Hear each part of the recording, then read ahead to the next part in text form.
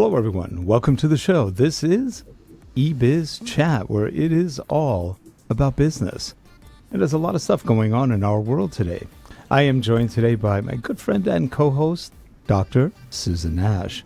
Hey, Susan, how are you?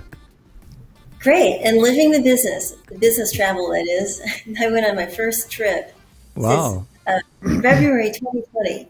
And she survived. Houston. Wow. Yeah. Oh, yeah, that'll be interesting. And also joining us today is Harold Muliati. He's our video producer, and today he's co-hosting, whatever. How you doing, Harold? Good. Shall we run our intro? We should. Here we go.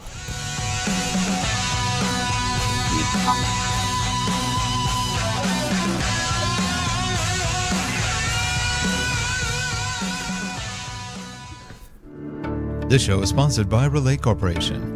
Visit us at www.RELATECasts.net. Thanks. And we are back, and we had a change. We had a cancellation again from somebody we've been trying to get on. We'll see. We'll see if they come on again. Three times is not good. But anyway, Susan is here. Harold's joining us in here, and we're going to talk about what's going on in the world right now. And seeing as it's July 1st, happy Canada Day to all you Canadians out there. Maybe not so much the Canadiens and the Canadiens, because I know not all of them celebrate, but to all of you who celebrate, happy Canada Day. May you enjoy your lockdowns furthermore. Oh, yes, and we're getting close to Jacques Day. Isn't it July 5th in France? Yep. That's true. So, Susan, you traveled recently. You left your humble abode to go forth to Houston. Now, what kind of experience was that? Oh, my goodness. Well, first of all, my travel muscles have completely atrophied. So it took me like forever to piddle around and pack like an overnight bag. And then I go, oh yes, mascara and things that are foreign to me now. Yeah. Hello. And then so basically I it was on a Southwest flight from Oklahoma City to Houston, and I quickly determined that if you don't go on a nonstop direct flight, it's going to take 7.5 hours to get to Houston because they've changed the routes. And also with all the weather that we've been having, I'm just so grateful I came back yesterday last night late because it's storming. There are so few flights. And then and they canceled so many over the weekend that it's one of those situations where you don't really know when you might arrive and when you might get back. So that was like one uncertainty, but then just the basic things like, okay, so I'd forgotten that I needed to check in 24 hours before. So I thought, I didn't check in. And I was like way down in the late seas, on the last boarding in the cattle hall. And then when I got to the airport, I usually park in, it's like covered parking. It's outdoors, and there's a shuttle. Well, there's usually an attendant there, and that attendant calls the shuttle, and they pick you up. Well, no attendant, and it said credit card only. You'll have to pay when you leave. So I'm going, how are they going to see me out here? No shuttle bus. So all I was thinking is, thank goodness it's not raining, and I'm wearing really comfortable shoes because I had a trek to the terminal. So that's how it started, and then of course I didn't wear my mask outdoors. But when I got in, I had to go through the knot of people smoking in anticipation of their flight. So now, are they requiring the mask right now? Yeah. So inside, once I got into the airport, I had to wear a mask. And then I was hungry, and I've been looking forward to, I like the airport bagels and coffee and yum. No, not in Oklahoma City. And so that was a different experience. So, and then on the plane, you have to have your mask on at all times? Yes, and the flight was completely full, and I had my mask on, and And, it kind of means that it's quieter because you can't really hear people as well. Right. But then if you had to indicate through hand signals what kind of drink you wanted, because they were actually giving you a drink, but it was like 1 for Coke, 2 for Diet Coke, 3 for Sprite, and 4 you want water. And my hand signal was, I'm asleep. I don't Do want you anything. do you realize the level of lunacy of having to do that? Let me give you an interesting statistic. I don't know if you're aware of this. Every year, there's about 150 attacks on flight attendants. Either severe fights or literally screaming matches or attacks. They're literally attacked. That's in about a year. That's across all airlines in the U.S. It sounds like a bad number, but that's millions of passengers. Well, already in the first 6 months of this year, we just came into July, it's been over 2,000. What? I didn't realize it was that many. 2,000 and growing. People are fed up. The flight attendants are fed up. The people are fed up. There was one the other day. She had both her front teeth punched out by another woman who beat the living hell out of her, and then people finally eventually, I guess, pulled her off. This is what's happening more and more.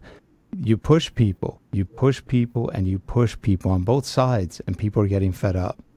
And it's going to get worse. It's going to get, I think it'll only get worse as long as they keep putting in these kind of ridiculous rules that really serve no real purpose. Well, So, here's another thing, too, I forgot to mention. So I usually have TSA pre-check. It expired, but I have global entry. yes. And so global entry is supposed to let you go through TSA pre-check. Yeah. Well, there's a glitch, and it didn't. And I thought I could go to the front, to the desk and no, it was a long line. No, thank you. So I went ahead and just got into the regular. Yeah. So they have new X-ray machines in there, 3D X-ray, and you don't have to take out your computers and stuff. So that, this is good. You may have to take off your shoes, but you don't. Well, what happens? They stop working. So then suddenly you're sitting there for a long time. There's no movement. And they go, the equipment stopped working that they've just now installed. So you go to the regular X-ray thing. You go way over to the long line, and people are grumpy, and I don't know. You're right. People get pushed. They get pushed. And they're tired. Yeah. Well, and I think it is very telling, because what's quite unfortunate is when you make people get really frustrated and angry, then a lot of times they're going to take it out on customer service people that are customer facing, that they have to actually interact with, who don't necessarily and have also, much. And also what happens on some of the flights, we've been on flights with just normal, this is pre-pandemic, and half the flight attendants aren't that nice. Not like it used to be. There's some that are nice, some that aren't. Some are very, sit down, everyone sit down. And they're a little crazy. And so now with all the stuff and people being locked down, you don't lock down people and take them out and say, okay, you're free now. People are ticked. There's a lot of people who are just more violent, more. Look at the freeway traffic. For example, I don't know how the roads are where you are, but in California, people are driving like maniacs right now on the freeways, much more than they ever did before. Again, it's true. Yeah. I saw this firsthand when I lived in Argentina for 3 years during a military government. People were repressed. So it came out as signs of civil disobedience in the stupidest ways. It's sort of like passive aggressive. They can't go after the military or the police, so they go after anybody else they can think of. And that's just human nature. People get angry, and the more you push, the angrier they get. And I think that's what's going on. The rules are stupid anyway. There's no reason to have any of these rules. They don't really protect you from anything. So as a result, people are getting ticked off more and more and more. It's an interesting place we live in right now. But yeah, when I got to Houston, it got stranger. I mean, first of all, doing Uber. So I was traveling with my boss, and so he called the Uber, and that was good. Same place in the airport. Mm-hmm. But then there were not as many Uber drivers, so it took a little bit longer. Uber driver got there, and the Uber driver was recently immigrated from Miami to Houston. And so somehow the Uber app didn't quite take it to where, and there's downpour and the streets were like flooded. It was like, I mean, like at least 18 inches in some places. So that was a little disconcerting, but we got in and then went into the Hyatt. And what was interesting about that is that in Houston, you don't have to wear a mask Right. if you've been vaccinated. And so it was just random. It looked like whoever wore a mask, except I think they required the employees to wear masks. And so I sometimes wore my mask, sometimes didn't, just depended on how I felt. I thought Texas was wide open with all that. It is wide open, but they ask you to please wear a mask if you have not been vaccinated. Right. So I don't know. Nobody asks you to show a card or anything. So know, and so then so we went into I got my hotel, my room assignment. So I went to up, and instead of, I guess, I don't know how they're doing things. They just had a big table. They had all the little amenities. And so I guess if you want an extra towel or shampoo or something, you're not supposed to call someone. You're supposed to just get it. And I is that because of COVID? But not for the reasons you might think it's for COVID. The reason is because they can't hire enough people. And that's why there was no gate attendant. And they had this malfunctioning parking app instead. Right. And so it's like they've tried to make everything automated, but they have to do it too quickly. Wouldn't have worked anyway completely. And so you're in this world of like half working and half not working technology. I remember last year we went to, during the pandemic, we went to get away for about 2 nights at a Marriott in Irvine. It was a really nice Marriott. No parking attendants. So you had to go figure out where to park. Parking wasn't real close to the building, so you had to park away and then schlep all the luggage in. It's like, okay, that's fine. Then you get there, and there's only like one person at the front desk who's beleaguered, tired, doesn't know what's going on. You finally get a room, then you go upstairs, and then you say, well, you ask at the front desk, are there any restaurants? Yeah, but they're closed. Oh. Yeah, but you can still order. But you can order, you just can't eat here. All right. So we ordered dinner, and the dinner, they call you. You have to go and get your bag. They won't even deliver it to you. You have to go get your bag. And so we went, but they forgot to call us. So by the time we called them, we get the bag. Now, my wife's bag is warm. Mine's cold. So by the time I got to the room, my dinner was totally cold. I go, that sucks. And hers was warm for whatever reason. I guess she had something different. And I was going, this really sucks. And then we tried to get out of the parking lot the first day to go actually for lunch somewhere else. And the keys don't work. So we're stuck in the parking lot. How do you get out of the parking lot? There's no key working. So we call through the parking lot phone, and they go, oh, you have to come back in and we'll get you out. I go, really? You can't send anybody out. We're stuck. No, you have to come back in. So we had to back out of the parking exit. Everybody had to back out behind us because there was a couple cars already trying to get out. Nobody could get out. So then we parked, had to walk all the way back to the hotel, got to the hotel, and then the manager goes, or whoever it was, gets us a card. Well, that one didn't work either. So we finally said, charge our room, and they charged it automatically from the, and then we went back and told the manager, who's now there, this really sucks. And so he gave us a credit for everything, didn't hassle us, apologized. He said, a lot of the people are new and we can't hire too many people, and problem. But you go to a 5-star hotel and you get no service. Nobody knows what the heck they're doing. It's just awful.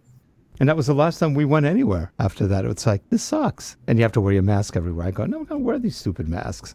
So anyway, it was fun. It was just not the most pleasant experience. So it sounds like kind of like what you went through.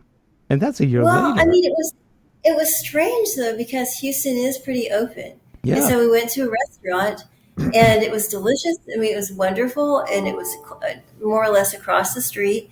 And there was a group of 10 of us, and we were in a separate room that we'd reserved, and there was no social distancing. Nobody wore masks, and Right. it felt normal. It was really interesting, and so that was really great. And then we had meetings, and nobody wore masks in the meeting the next day. So I mean, there was this like bizarre combination of surreal masks, and I kind of think that people misbehave also because they can't read facial emotions. You can't. All you see is the eyes. You know, that's actually a really good point, because I've always thought that's a big component of, for example, road rage. You can't see the other person's face very well. So you're, and also not just road rage, but also why people are rather jerky on the internet a lot of times. They can't see the other person's face, and they can't pick up the vocal they think cues they're as anonymous. Well, there's that too, because Yeah. both people's identity is masked. Yeah. And you can't show any empathy or anything. You can't smile at them or anything. So it's kind of horrible. Yeah. Welcome to our I was in world. a meeting where we had masks. I didn't even want to go to it, but it was a meeting that people came in and we socially distanced. This was back in February. And it was here in Norman. And I really didn't like it. And I refused not to wear my mask. And you know what was interesting? That meeting that had a lot of potential went nowhere, and I think it's because nobody felt they could bond. It would have been better to have had a Zoom meeting. And the bad thing about the masks also, aside from not protecting you from a damn thing, especially viruses, is that you can't hear people well. Sometimes like, I know. I'm sorry, what did you say? Okay. And some people are clear. You can hear them well. Others, you're like, I'm sorry, I don't understand what language you're speaking. It's not English. It's like, no, I don't think so. But let's talk about one other thing right now, the real estate market. Oh, yes. There's no sign right now of it letting up. I was reading last night that people are literally, and by the way, what's driving this whole real estate market is the mass exodus out of big cities. The powers that be have ruined big cities. They've allowed them to be crime-ridden, violence-ridden, divided. And as a result, people are tired of getting assaulted, attacked, raped, whatever. And they're leaving. They're leaving in droves with all the money they have to the suburbs. People are offering, and they're offering in many places $1 million over the asking price just to beat someone out. That's amazing. $1 million over that? That's happened already. Yeah. Really? Yeah, it's been happening. Because these people aren't looking for bank funding. They have cash. They want the house. And they don't want to have to wait. They want it now. They want out. It's pretty interesting. Well, there are very few homes in Oklahoma that are $1 million. But I mean, like, but here in Norman, for example, and Tulsa's the same way. Well, Tulsa, even more intense because they've been paying people $10,000 if you're a digital worker. And then come here. We have employment, so they'll pay them $10,000, but then the housing, et cetera, just boomed. Here in Norman, it's a college town, and most everybody has a yard or. And so it's very desirable, but you're right that the real estate market, the inventory is like non-existent. They're like 1% of the number of houses that were for sale before the pandemic. Well, we just sold my mom's house, which was ours. We went up for sale on last Thursday afternoon, and Monday morning it sold.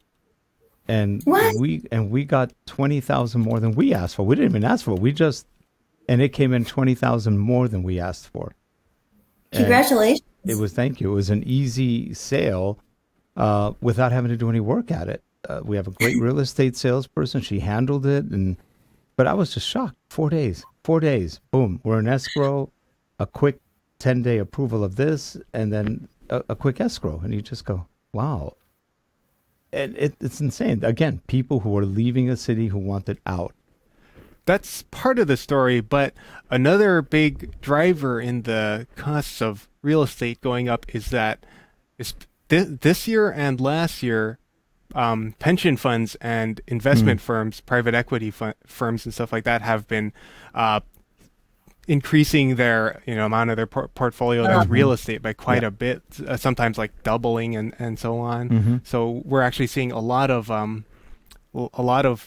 residential properties being owned by private By equity large, firms. yeah, that's true. That is happening as well. That's So that's more that's true. that's more the business side of it, of how they're buying out, investing. They're investing in whatever they can get for cheap. If you look at Amazon, they've been buying skyscrapers or big buildings, warehouses, anything just to control, just have real estate, and then they're Well, creating their own supply and that and warehousing. kind of leads to something interesting that Rick and I were talking about yesterday. But right, we were talking about that we just found out. You were just finding out that because we have an airport near where we are. It used to be an Air Force airport, but now it's private, but it still has a very long runway. You could land 747s here. And they want to land 767s and 737s. But guess who, Harold? Well, you've already told me, so. No, I haven't told you. Oh, I didn't say who. Oh, no, you know who. I'm just letting him finish it. Oh, okay, so let me guess. So who bought it? Who bought the air? Well, nobody bought the airport? airport, but they bought 1 million square feet of real estate, business real estate, which used to be Technicolor and also, I think, Deckers. Somebody we all know and sometimes love. They're pretty odious. Either Amazon or Bill Gates. Amazon. So they bought that, and they also have they're building, and they bought all the real estate at the end of the runway, which is sort of interesting. So they can have a real quick distribution center there. They have some other place. So they're going to have this huge distribution center where we are, and people are saying it's going to drop the value of homes. You're going to have a lot more noise because they are big planes, and they're going to come in pretty loud and noisy. It's interesting. Will they get it? Probably. You know why? They're building already like they have it. So the city claims they're not going to just roll over, but I think they already have. Of course they have. So the thing is that right now residential real estate is booming. Condos, I think there's a little bit of anxiety about high-rise condos right now. Right. But I think that in the case of anything that's affordable housing or can be affordable housing, is getting snapped up. And then like Harold has said, a lot of these are investor groups.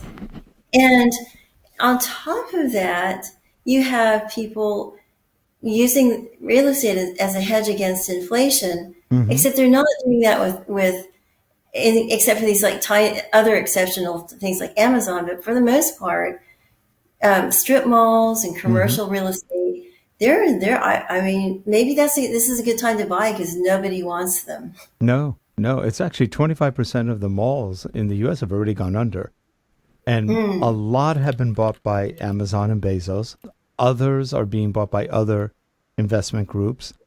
And Amazon wants to use them as regional or local distribution centers. Some of them are trying to create living areas that people can enjoy. Right, I've heard that. And that's nice. But, the mall in most places replace streets where people don't go out to walk. They go walk in a mall. Yeah. I think also this idea of we'll just turn the office buildings into apartments, or we'll turn a shopping mall into lovely courtyard condos. Yeah. This sounds good until you start actually looking at the plumbing and the wiring and things like that. And retrofitting that to fit code for residential, that's going to be super expensive. It is. Yeah, it is quite especially the tall apartment buildings or businesses. They don't have bathrooms in every suite. They don't have the chases that they would need to even have the plumbing. Yeah, and that's not even talk about parking. They usually have parking for people who work there, but not a family of people. So now you're going to have probably 4 times the parking needs and no place to park. It'll be fun. Well, in the mall, that would be the opposite problem. You'd So, almost have to just chop up a lot of the asphalt and turn it into so, parks. so where do you think it's going to go? Right now, we do have it. It looks like now that we're more open everywhere, business is starting to come back. But I don't trust our government. They've shown idiocy in almost every step of what they do. They probably want to shut down again. They will. I almost guarantee they'll shut down again because they love the power part of it. It's too simple. Well, It's just great. I know, like even little Greta Thunberg is turning into like, oh, the Hmm. power. Let's have I know. environmental lockdowns. Yeah. And, Oh, like, I heard people one. have I heard one say, today. Now they're trying to say, you know, the building that collapsed in Florida, it's global warming. It I never mean, ends. It just never ends. okay, okay. I would argue that it is because climate changes geologically. Yes, there's always we are Yes. going. Okay, especially But when you then build on they're in their marshland. island. Yeah, but we don't know why it collapsed. I mean, did it No. collapse because of the sinkhole? Did it collapse because of who Well, knows? we do know a little bit. 2 years ago, they had an environmental, it's not an environmental study. They did the building maintenance and reviewed it, and there were Right. $9 million of repairs recommended.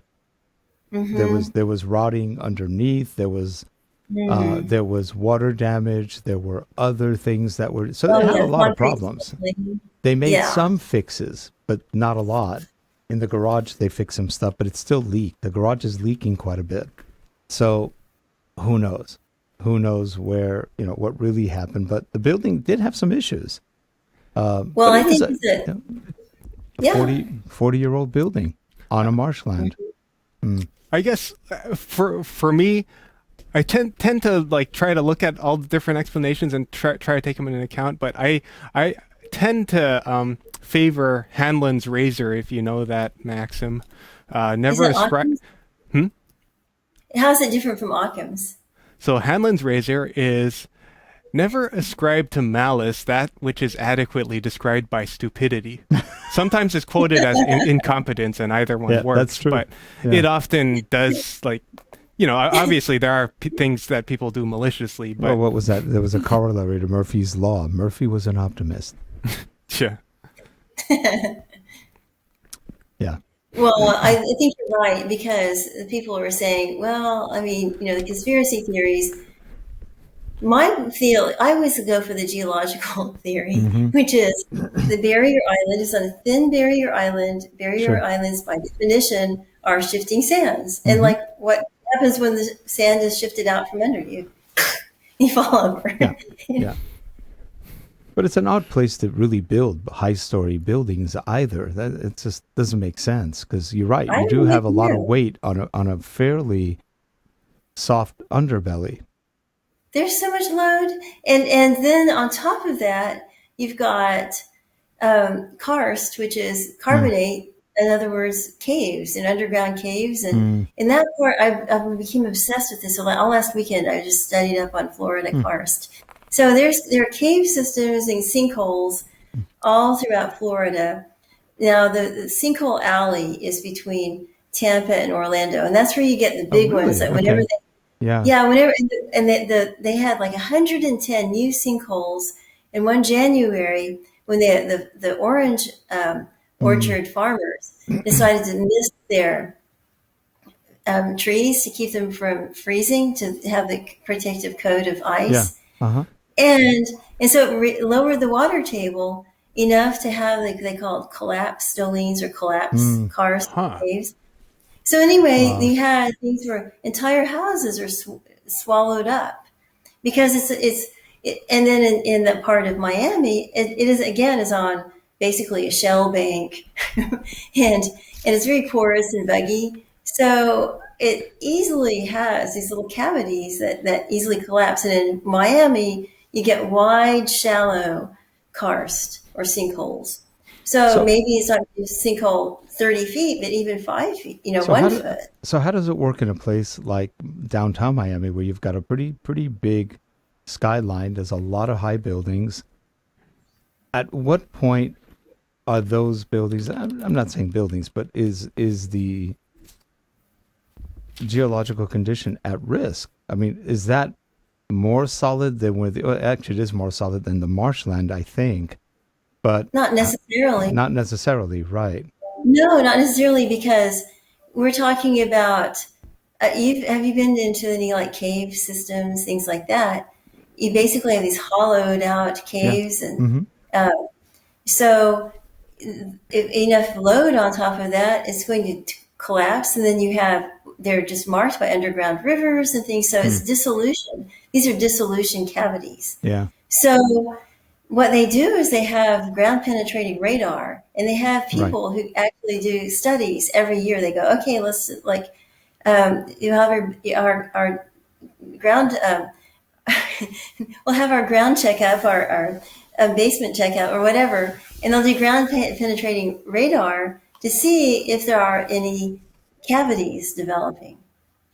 And if there are, they have people who come in and do different things. Like the first thing they want to do is fill it up with cement. Well, I mean, that's not necessarily going to work because, as you know how caves are, this can go all over throughout. So, there can be connectivity. But then they have other things where they put in different kinds of support and piers, and they go deeper. So I think Rick and I over this week and last week are learning quite a bit about the the hydraulic mechanisms of the Earth because we were talking last week about the fracturing. Fracturing and geothermal stuff and how that can cause. That's true. Yeah. Yeah. Oh, good. In essence, when you hear all that stuff, two words come to mind. Well, actually, three. One's contracted, but we're screwed. Yeah. It's a little scary. It's scary when you think about it. I know one thing. When we look for like a place to live, I always buy on bedrock. And people go, why do you buy on bedrock? Because you're safe. Alluvium is what most of California, especially Southern California, is on. Alluvium becomes like water during an earthquake. Bedrock doesn't. Bedrock usually hangs pretty strong. But it's the kind of thing that most people don't know about. So, they just buy, look at the new house we got. Yeah, but that house could disappear in a minute. Oh. Well, especially if you're like in some of the deep marine clastics that you have in Southern California, like even Ojai or that area that you just have this, like, they slump. Yeah. We're not that far from Ojai. Ojai's about 40 minutes from us. Oh, that's so cool. 45 maybe? Yeah. Yeah. Well, there's a new philosophy of how people are reacting to all of this, and it's called collapsosophy. Collapsosophy. Collapsosophy. And so there's collapsology now, which is like the study of collapse. Now it's collapsosophy, the philosophy of the collapse. And these guys argue that, collapse is inevitable. So the thing is to embrace it and just recognize that if we have big talking groups, we can talk it out and we'll feel better about it. So then you have the political solution. That's, I think, called crapology. I think it's called Pol Pot. Yeah, Pol Pot. Yeah. But no, I think that as a student of apocalypse, I think that they're wrong. I don't think that people embrace doing with a smile on their face. No. I think they join doomsday cults. They embrace, strong arm leaders. They believe dumb promises, and that's why I think our nation or our world is so vulnerable right now, because you see the rise of these like leaders that will promise anything. Yeah, that's true. I think Susan's very, very prepared. For when the apocalypse happens, she has her priority list of who she's gonna cannibalize first if all the food runs out. Well, I've just finally eaten up all my trail mix. That's funny. Well, we are out of time. I hear the music in the background, and that was fun. I mean, there's so much to talk about. I mean, we only talked about two topics: your trip and pretty much real estate. Well, actually, real estate and then collapsing real estate. I guess they're related. Yes. But yeah, that was only a half hour, and we barely touch the surface of some of these things. No pun intended. The surface is much closer than we thought nowadays on some of these buildings. I do wonder. I used to get nervous in big high-story buildings because they move a lot. If you've ever been at the top of a building, you've got a 10 to 15 foot sway.